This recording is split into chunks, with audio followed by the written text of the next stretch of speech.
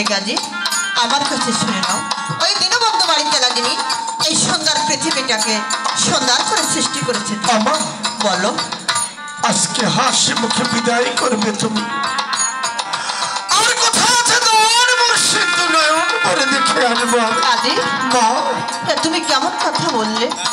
আমি যে তোমার মা, এই পৃথিবীতে কোনো মা তার সন্তানকে হাসি মুখে বিদায় করে দিতে পারে না। গাজী বিদায়ের কথা বলো না, আমি যে তোমার মা, তোমাকে কখনো বিদায় করতে পারবো না। গাজী আমি আজকের নিশীথে একটু স্বপ্নে দেখেছি। কি স্বপ্ন দেখেছো? স্বপ্নে দেখেছি কে জানে এসেছে বসেছে পাশে, আর ডেকে ডেকে বলছে গাজী রে তোমার এই রাজবেশ ত্যাগ করো, মলিন বেশ ধারণ করো, আর আমি তুমি বলি গমন করো। তাই তো ছুটে এসেছি আমার। গাজী আজকে তুমি আমাকে হাসি মুখে বিদায় করবে। গাজী রে তুমি আমাকে আশীর্বাদ করে দাও, আমি যেন ফকিরি নাম চাকরি করতে পারি।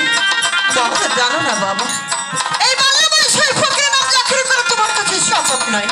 তোমার জীবনে অনেক দুঃখ কষ্ট আসবে, আবার তাতে তুমি সইতে পারবে না। আমাকে বলে দাও এই নবীন বয়সে আমাকে ফকিরি নাম চাকরি করতে হলে তোমার এই হতভাগা সন্তানকে কি দুঃখ কষ্ট সহ্য করতে হবে। গাজী আমার কাছে শুনে নাও, যেমন তোমার হাড়ি বিহানে গাছের পাতা চিবিয়ে চিবিয়ে তোমার রস খেতে হবে, বর্ষার বিহানে গাছের বাকল খুলে তোমার শরীরে পরিধান আমি যে পারবো, যেমন শান বিহানে তোমার ধুলায় নিদ্রা যেতে হবে, ওটাও পারবো, তেল বিহানে মাথায় জটা ধারণ করতে হবে, ওটাও যে আমি পারবো মা।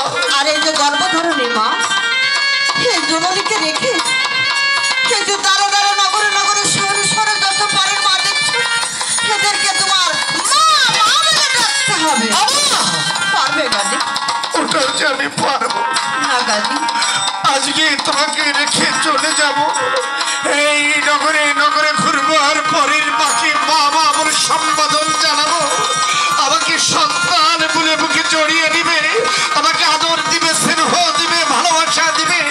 এটা তো তোমার গৌরব, তোমার কাছে যেমন পরের মাকে আমার সম্বোধন জানাবো। গাজী তুমি তো জানো না, আজ তুমি একজন ধনীশালী বাচ্চার ছেলে, তোমার বাবা ছিল অপরকের বাচ্চা, চন্দ্র সূর্য আকাশ বাতাসের কাছ থেকে আদর করেছিলেন। আজ একজন ধনীশালী বাচ্চার ছেলে হয়ে এই রাজসিংহাসন ত্যাগ করে কিসের দুঃখে তুমি যাবে ফকিরের নাম চাকরি করতে? তোমার বাবার তো কিছুর অভাব নেই। আমার পিতার এই ধন সম্পদ, টাকা পয়সা, রাজ